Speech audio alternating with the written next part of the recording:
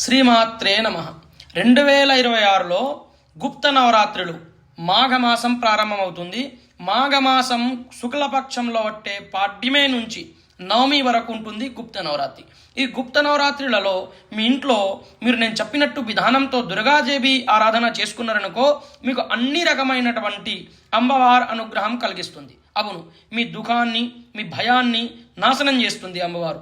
మీకు అన్ని రకమైనటువంటి సుఖ సమృద్ధి ధన ధాన్యం ఇస్తుంది. మరి ఏం చెయ్యాలి గుప్త నవరాత్రులలో?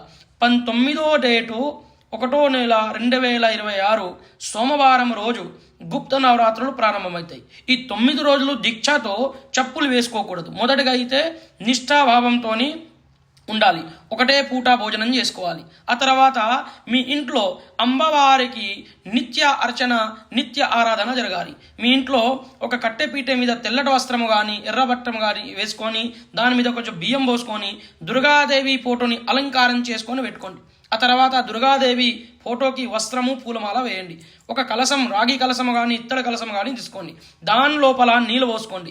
ఒక లవంగము యాలకులు ఒక పోక ఒక రూపాయి కాయిన్ వేయండి. దాని మీద మామిడి కొమ్మ పెట్టి కలసం మీద కొబ్బరికాయ తయారు చేసి పెట్టండి. ఈ విధానంతో మీ ఇంట్లో ఉన్నటువంటి దుర్గాదేవి ఒక విగ్రహము కానీ నిత్యం కూడా ఉదయం మీరు స్నానం చేసుకున్నాక పూజ చేసినప్పుడు శ్రీమాత్రే నమః మంత్రాన్ని జపిస్తూ అమ్మవారికి అభిషేకం చేయండి. అమ్మవారి 108 నామాలు మీకు గూగుల్లో కొట్టితే దొరుకుతుంది.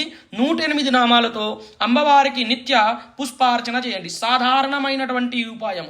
9వ రోజు మీ ఇంట్లో 9 కన్యా పిల్లలకు భోజనం పెట్టండి, వాళ్ళకు ప్రసాదం పెట్టండి. ఆ తర్వాత వాళ్ళకు దక్షిణాలు ఇచ్చుకొని వాళ్ళకు నమస్కారం చేసుకోండి. ఈ విధానంతో మీరు నవరాత్రులు అలా చేసుకుంటే ఖచ్చితంగా దుర్గాదేవి అనుగ్రహంతో మీకు ఇచ్ఛాపూర్తి ధనధాన్య లాభము అన్ని రకమైనటువంటి ధైర్యము ఏ కార్యమన్నా కానీ మీకు చేయడానికి శక్తి వస్తుంది, మీకు ధైర్యం కలుగుతుంది. కాబట్టి ఈ 9 రోజులు నిష్ఠాభావంతో మీరు అమ్మవారికి అర్చన ఆరాధన చేసుకోవాలి. అమ్మవారి అనుగ్రహం మీ అందరి పైన ఉండాలి.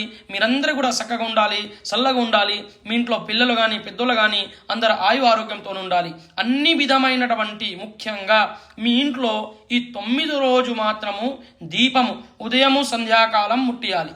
మీకు దీక్ష వేసుకోలేరు, మీరు చెప్పులు వేసుకొని మీరు 2 పూటలు కూడా అన్నం తింటారనుకున్నా కూడా మీరు ఇంట్లో 2 పూటలు దీపధూప నైవేద్యంతో అమ్మవారిని తలుచుకోండి. మీకు అన్ని రకంగా అమ్మవారి ఫలాన్ని ఇస్తాయి.